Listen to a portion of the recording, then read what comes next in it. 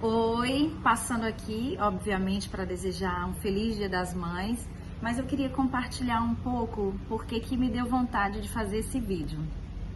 Estava eu tentando seguir o fluxo e escolhendo, procurando algumas fotos que representassem esse Dia das Mães. E aí foi interessante perceber que no momento que eu começava a procurar uma foto com a minha mãe, uma foto com os meus 3 filhos, eu fui percebendo que na verdade eu queria encontrar uma foto com a minha sogra, uma foto com algumas amigas, e me dei conta e comecei a escrever um pouquinho, né? Sempre acaba sendo uma motivação para escrever, mas eu entendi o porquê da dificuldade de escolher aquelas fotos. Porque na verdade, quando a gente fala de maternidade, ou melhor, de maternagem, eu sempre ressalto que é importante a gente pensar sobre a questão da nossa rede de apoio. Que a maternagem, além de uma vontade, tem que ter essa possibilidade também e oportunidade para que a gente possa exercer isso da melhor maneira para os filhos e para a gente. E aí eu até escrevi uma pequena lista para pensar sobre esse Dia das Mães. Obviamente que eu não tinha como não começar com a minha mãe, que uma presença tão marcante, tão importante para mim. Tem um ponto que eu queria ressaltar.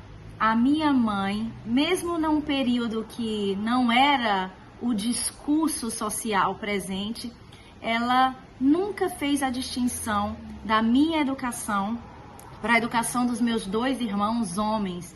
E isso pode parecer até um pouco óbvio hoje, mas na época que eu fui criada, isso era tão diferente.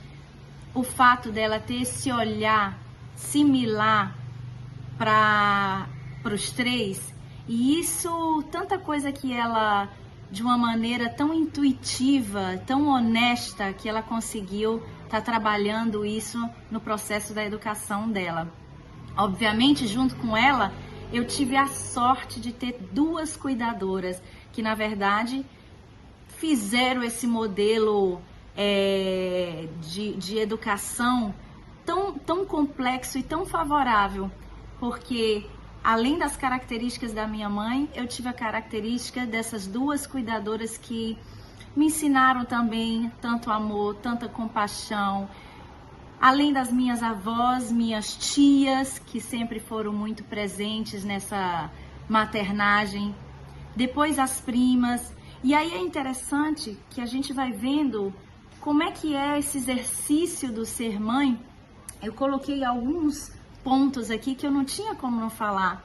Como as madrinhas dos meus filhos que eu escolhi, tão bem eu escolhi, que são pessoas que são parceiras. No momento que eu tô com essa dificuldade ou alguma dúvida, que eu converso com elas, que elas me ajudam, até mesmo aquelas pessoas que ainda não tiveram filho, mas que conseguem ter esse olhar de parceria com aquele nosso filho.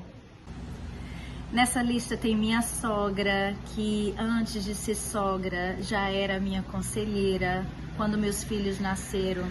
Junto com a minha mãe, me deu uma ajuda, me deu um suporte e me dá também até hoje. Amigas íntimas, que sem elas, em muitos momentos a gente fica ali enlouquecida, angustiada, e elas estão ali para lembrar o que a gente fez de bom e não somente o que a gente deixou de fazer, que às vezes é um piloto automático, até estimulado pela questão cultural. Não tinha como não falar aqui, não dar o parabéns e não agradecer as amigas que vieram por conta da escola dos meus filhos. Nossa, essas amigas, eu fico lembrando e vendo situações do WhatsApp que eu tô completamente perdida, ou um e-mail que eu perdi, ou um tema da escola que eu tô um pouco por fora, e todo esse suporte que essas amigas, né, vão complementando essa rede que em alguns momentos eu posso dar o suporte, outro momento eu sinto. As professoras da escola, meu Deus, que ajudam nessa maternagem. Quantas foram as situações que no momento de angústia eu só consegui ficar mais tranquila porque eu tive o apoio daquela professora ou de outra professora.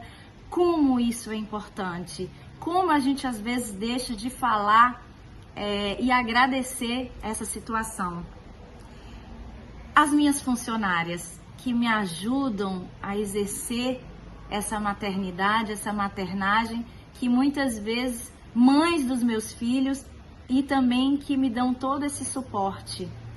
E obviamente o meu melhor presente, meus filhos, que junto com meu marido, né, ele dá e me contribui com esse apoio também e que me deu esse presente aí dessas 3 crianças que é uma delícia, né?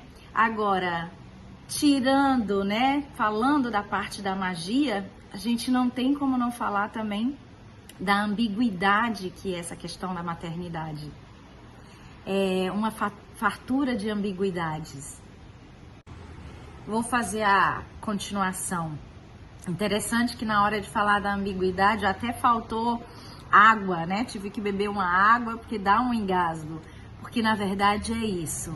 Ser mãe é lindo, ser mãe é amar, ser mãe é degustar de uma sensação diferente, que ao mesmo tempo que o amor aumenta, os medos também, e que tem essa ambiguidade em tantas situações. Eu costumo brincar que ao mesmo tempo que ali a maternidade é a fonte do meu equilíbrio, de querer ser uma pessoa melhor e tantas outras coisas, também é a fonte do meu desequilíbrio, de muitas vezes me sentir inadequada, devendo, cansada, e que todos esses pontos a gente tem que colocar no palco desse contexto. Muitas vezes algumas frases que a gente escuta e que tá tão